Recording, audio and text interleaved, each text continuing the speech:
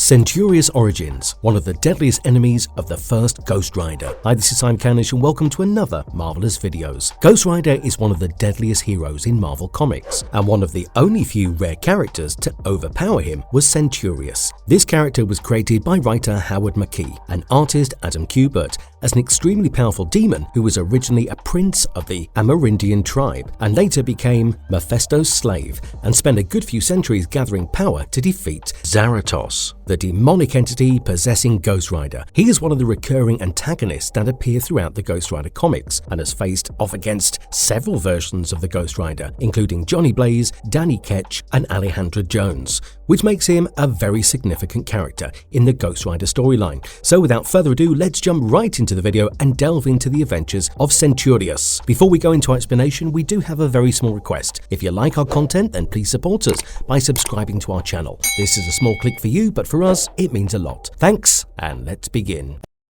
A detailed history of Centurious. Centurious was officially a young prince from a small American Indian tribe, whose name is yet to be known. He lived during a time when the Earth was very young, approximately 2,000 years ago. His story was actually pretty tragic, as he fell in love with a woman who was forcibly abducted and held captive by the disciples of a powerful demon named Zaratos. This cult also raided and plundered his entire village and thought the girl's soul was fit to be offered as a sacrifice to Zaratos. The hopeless prince vowed to save the life of his lover and set on scaling the mountain of meditation and nearly died on his quest for the solution that could save her. He prayed day and night to the gods and offered anything that they wanted in return for saving his lover's life, but nobody heard. He really suffered each day for his love and waited for his cries to be heard by anyone who could help him. When he offered his soul to the gods, a powerful, manipulative demon by the name of Mephisto finally heard his cries and offered to save his lover's life, Zaratos' clutches, but only in return for his soul. So the desperate prince sought the aid of the demon Mephisto to rescue his beloved, and thus Mephisto removed his soul and sent him to confront Zaratos in the City of 10,000 Souls. In the City of 10,000 Souls, the soulless prince confronted Zaratos, where first attempts of attack was to steal his soul. However, the demon was confused when he discovered that the prince was already soulless, which caused his followers to lose faith in him. Zaratos' powers were partially fueled by the faith his disciples had in him, but its depletion weakened him enough for Mephisto to capture him and take Zaratos as his prisoner. You would think that after so much struggle the guy would receive some form of happiness or peace, but even though the prince was reunited with his lover, his lack of soul left him completely devoid of any emotions and destroyed their love. Naturally, he had to leave her behind. The prince wandered all around the world, taking distinctive guises whilst losing hold over his humanity over the course of many years to come. Somewhere along his journey, he adopted the name Centurious. Centuries later, while in Egypt to study mystic arts, Centurious learned sorcery and found a way to steal the Crystal of Souls in the hopes of obtaining a brand new soul for himself, so that he could finally vanquish his desires to fill the void within him. However, his attempts were unsuccessful, and he began stealing the souls of others to fulfill his desire for a soul. Eventually, after losing a good chunk of his memory from his mortal days, Centurious rooted himself down within the Louisiana swamplands in a putrid and morbid plantation house, whilst entrapping the soul of a local lady by the name of Tara, forcing her to be his wife, whom he treated more like a slave. The real deal began when Zaratos possessed Johnny Blaze, aka Ghost Rider, and he learned what was going on at the plantation and went blazing in to fight Centurious, but was dumbfounded by his soulless existence, although he resisted having his soul stolen. A lot of Centurious' victims were killed during this swift combat, but the soulless demon lived past it and managed to regain some of his lost memories from the battle. Centurious wanted to fight the Ghost Rider again, so as to remember and recollect more of his memories. Later, Centurious teamed up with his herald, the Sin Eater, and empowered him to lay a trap for the Ghost Rider. To seek his revenge on Zaratos, Centurious trapped Johnny Blaze's soul in his stolen Crystal of Souls and left his body for dead, leaving Zaratos to slowly die, as a demon cannot live long in a mortal's body unless it's charged by its soul. However, the soul of Zaratos refused to give up at any cost and fought Centurious long enough until Blaze could successfully escape from his clutches. When Blaze escaped the hold of Zaratos over him, he managed to steal him with the Centurius in the Crystal of Souls for many months, until Centurius eventually broke free, with a weak, fragile, and almost powerless Zaratos stuck within him. He had a major role in the Ghost Rider comic book story arcs, Centurius in the Forward to the Shadows. In the 3rd volume and the 37th issue of the Ghost Rider comic book, titled as Forward to the Shadows, Centurius was the major antagonist and true power behind an organization called the Firm. Initially, the story arc revolved around Ghost Rider and Archangel teaming up to take down the Firm, a corrupt organization that is involved in human trafficking. They confronted the head of the Firm, Stern, and Ghost Rider uses his penance stare on him, forcing him to feel the pain and suffering he's inflicted on others. The story begins with Heartattack seeking revenge against the Ghost Rider for the death of her team after being tipped off by the Firm. However, she soon discovers that the Firm actually killed her team and was using her to get to the Ghost Rider. Following this, Heartattack tracked down Stern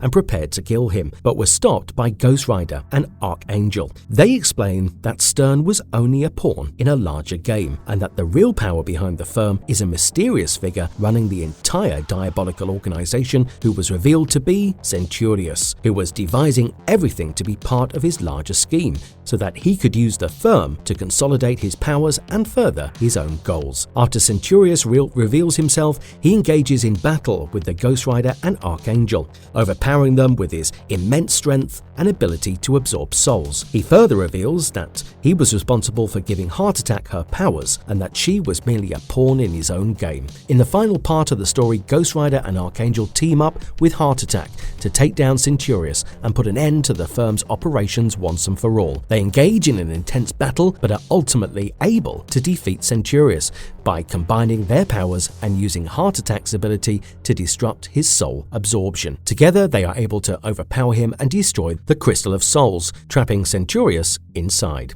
However, the story ends with a hint that Centurius may still be alive, as his voice can be heard within the crystal, promising revenge against the Ghost Rider. With the Firm defeated and Centurius destroyed, the comic ends with the Ghost Rider, Archangel, and Heartattack. They part ways, each with their own personal victories and losses. Centurius and his adventures after his alliance with the Mother of Demons. In the 41st issue titled Mother Love, Centurius plays a major role as one of the primary antagonists of the plot. He hears Lilith's call from Greenland and decides to form an alliance with her. Lilith had managed to regenerate children with her, but needed one of them to assist her in giving birth to them. Centurius had sent 2 of his minions, Blackout and Pilgrim, to kill Ghost Rider and capture Mrs. Ketch. They managed to detain Seer and the Ghost Rider on their way to the nightclub and threatened to kill Mrs. Ketch again if Ghost Rider did not agree to give in. Post this, they take Mrs. Ketch hostage to Forest Hills, where Blackout holds her captive. Later, after Ghost Rider drives them off,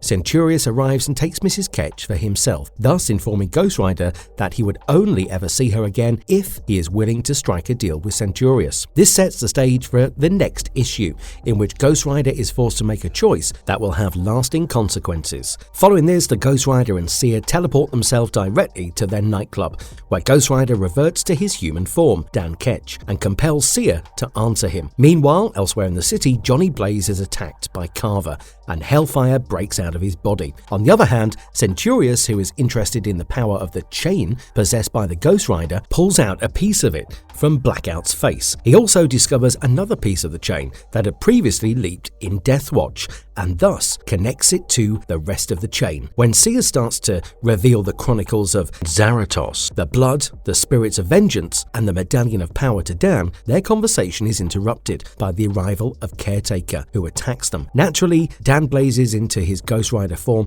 and attacks back, but immediately exits the scene to help Blaze when Seer senses that he is in danger. Following this, Seer's ability to lead the Ghost Rider and Blaze to the town of Holly, where they inquire at the local church. However, they are first targeted by demons sent by Sty and by Deathwatch himself. When Ghost Rider flips away his chain, Deathwatch wastes no time seizing it for Centurius. The fight between Ghost Rider and Deathwatch continues past the catacombs beneath the church until Ghost Rider tracks down Blaze, and they come together to bomb Deathwatch with the iconic Hellfire. The following issue, titled Inner Truce, behind with Centurius arriving at the Cypress Hill Cemetery with Ghost Rider's chain and Mrs. Ketch, which he had previously obtained, and plans to use the chain's power to bring about his ultimate goal. While he was testing the true power and durability of Ghost Rider's chain against some stubborn Stygian demons, Lilith informed him that Mrs. Ketch has managed to escape. Following this, when the heroes flee down the tunnel, Mrs. Ketch ran into them. Centurius and Lilith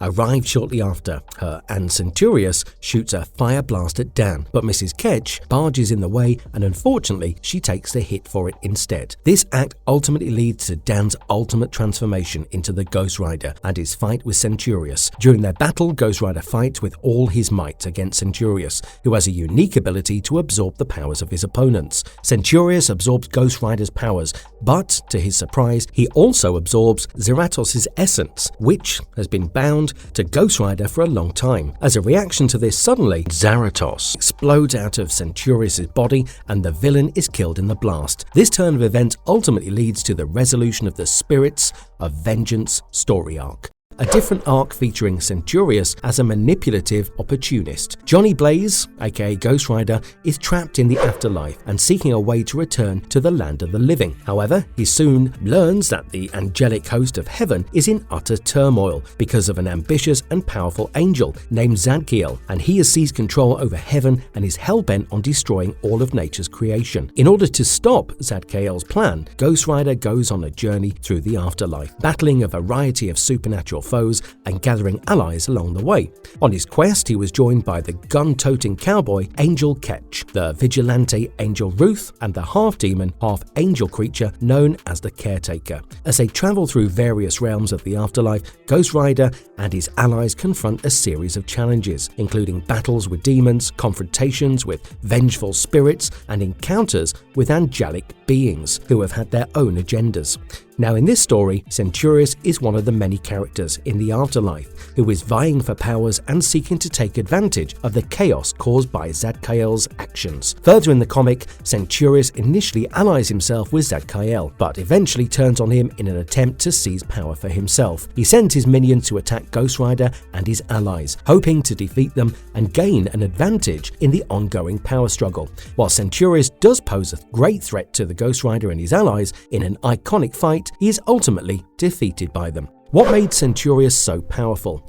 As one of the main antagonists of Ghost Rider comics, Centurius is innately powerful. He's one of Ghost Rider's rarely formidable opponents who has managed to overpower him from time to time. Centurius possesses a wide range of powers and abilities which makes him so durable in front of such powerful heroes. One of his first being superhuman strength, as Centurius possesses immense physical strength that allows him to overpower most of his opponents and makes him strong enough to lift heavy objects, including vehicles and buildings. He is also known to deliver devastating blows to his enemies and fire powerful energy blasts from his hands that can cause significant damage to his enemies. He can also use these blasts to knock back opponents or create large explosions. As a demon, Centurius is immortal and cannot be killed by conventional means. He can only be defeated by supernatural or mystical attacks. Apart from this, he has the ability to change his form and take on different appearances. In the comics, he is seen transforming into a giant dragon-like creature or a humanoid form with red skin and horns. His other abilities include teleportation across any distance, summoning demons to